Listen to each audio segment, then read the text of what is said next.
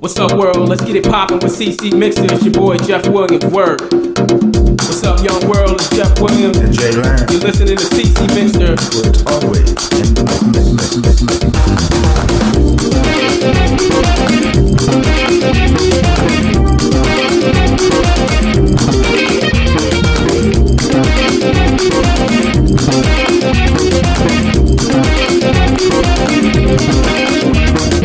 Composure on the inside, ulcer on the outside.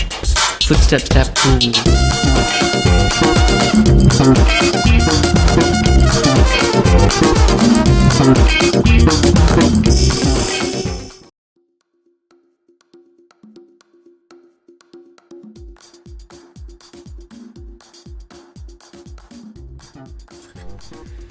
Bonjour à toutes et tous, je suis Jérôme Radin, moniteur guide de pêche. Je suis basé sur l'île de Ré. Je travaille pour la société Écume de Ré et je travaille sur un Réa 900, un bateau typique de l'île de Ré. Aujourd'hui, je vais vous faire une petite vidéo en partenariat avec la société Raymarine, puisque Raymarine vient de nous équiper d'un superbe éco-sondeur sur notre bateau. Aujourd'hui, je vais donc vous démontrer la facilité avec laquelle je peux gérer mes points GPS sur mon Raymarine Axiom Pro en 12 pouces. Un très bel éco-sondeur qui va me permettre de travailler aussi bien la cartographie que toutes les positions de mes poissons dans la couche d'eau, puisque vous avez le Read Vision dessus, le Side Imaging et le sondeur de base. Je vais vous montrer aussi comment je gère mes points GPS, puisque là j'ai récupéré plein de points de GPS sur mon ancien éco-sondeur qui faisait que des bugs. Et du coup, je les ai transposés sur mon Raymarine. Le problème, c'est qu'en récupérant ces points, il y en a qui ont été doublés, triplés, quadruplés. Donc, aujourd'hui, ils sont sur le Raymarine et je vais avoir besoin de faire du ménage dans ma bibliothèque de points GPS. Donc, je vais vous montrer comment ça se passe. Je vais tourner l'écran pour vous montrer exactement ce qu'il en est. J'essaye de tourner la caméra, mais apparemment, elle ne veut pas se tourner aujourd'hui. Je vais la tourner comme ça. Hop. Donc on va allumer l'appareil. Comme vous voyez, j'appuie ici, le Raymarine s'allume.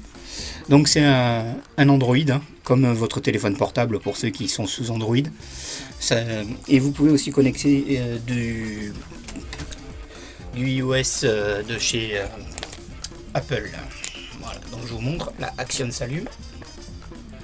Et après vous allez voir, on va essayer, on va pouvoir aller très facilement sur la carto et ainsi on va gérer nos points GPS.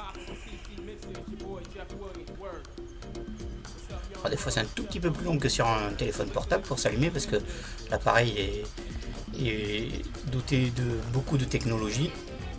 Donc voilà. Hop. Là on va donc sur cartographie.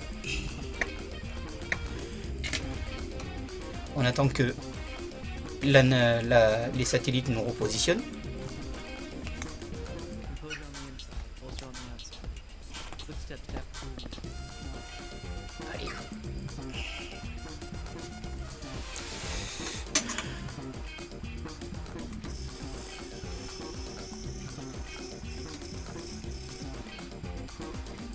Allez. Allez.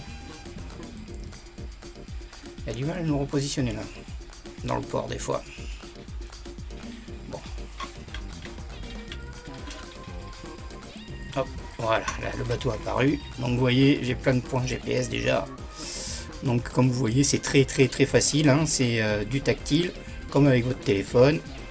Voilà. Maintenant, je vais vous montrer comment fonctionne tout.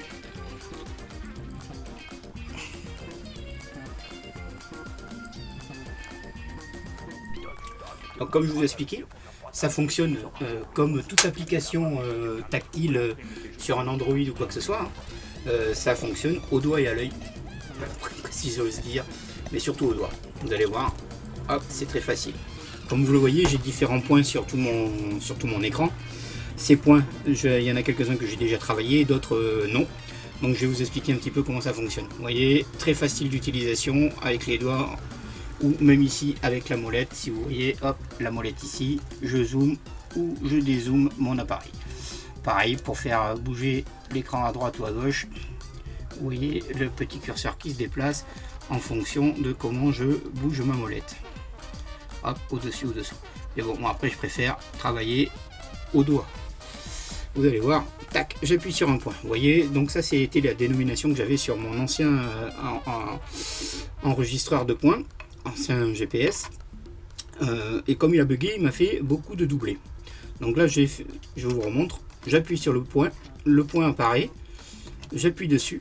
Ici, j'ai une petite fonction qui s'appelle autre fonction. Et je vais aller ici, soit sur supprimer si je veux supprimer le point. Comme il a été doublé, je vais être obligé de faire une deuxième fois la manipulation. Comme je vous disais, l'éco-sondeur d'avant a bugué, donc quand j'ai récupéré les points, ils se sont doublés, triplés sur certains.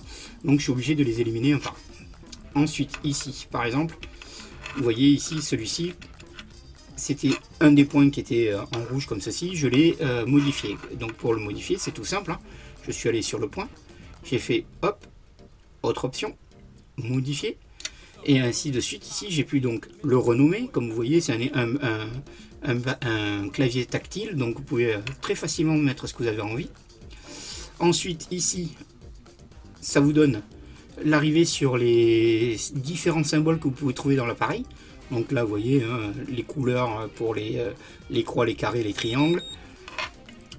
Ensuite, vous avez différents marqueurs. Si vous voulez mettre s'il y a des toilettes, un restaurant, le carburant, s'il y a des plongeurs que vous avez vus, voilà, une parlate forme pétrolière, enfin plein de choses. Ici, vous avez les structures pour les fiches. Donc, si vous avez vu des gros poissons, la qualité du poisson que vous trouvez, les bons poissons, du homard, du petit poisson, des dauphins, des requins, voilà, boule d'appât.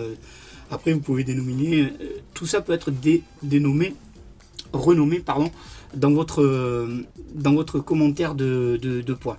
Vous avez les structures aussi, ok, les marques de régate et le fiche responder qui lui vous représente.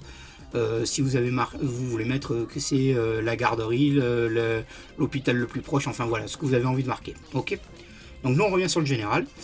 Du coup j'avais marqué hop un carré vert pour la fin de dérive. Tac. Hop. Et surtout, pardon, je reviens dessus, modifier, et ici vous avez un espace commentaire, donc vous mettez ce que vous voulez dedans. Ok. Donc c'est enregistré, mon point est là, il a été changé. Après, comme je vous ai expliqué, on peut donc éliminer, changer les points et ainsi de suite. Je vais vous montrer une autre chose. Hop, ici, une épave par exemple. Comme vous voyez, le point d'épave est marqué ici. Seulement quand on a fait notre prospection, l'épave n'était pas à l'endroit marqué par le GPS. Donc du coup, on a fait un tour autour, on a trouvé l'épave, qui est donc à une quinzaine de mètres, on va dire à peu près du point GPS. Et cette épave, j'ai marqué les 4 coins de l'épave. Donc vous voyez, épave sud-ouest, épave nord-ouest ici, épave nord-est, avec la mer en commentaire où j'ai marqué à vérifier la position exacte. Et ici vous avez l'épave en sud-est. Ok. Ainsi de suite. Donc vous pouvez gérer exactement tous les points comme vous voulez. Ici après, j'ai marqué qu'il y avait une cassure. Qu'est-ce que j'ai rien marqué dessus. Normalement celle-là, elle est à vérifier. Voilà.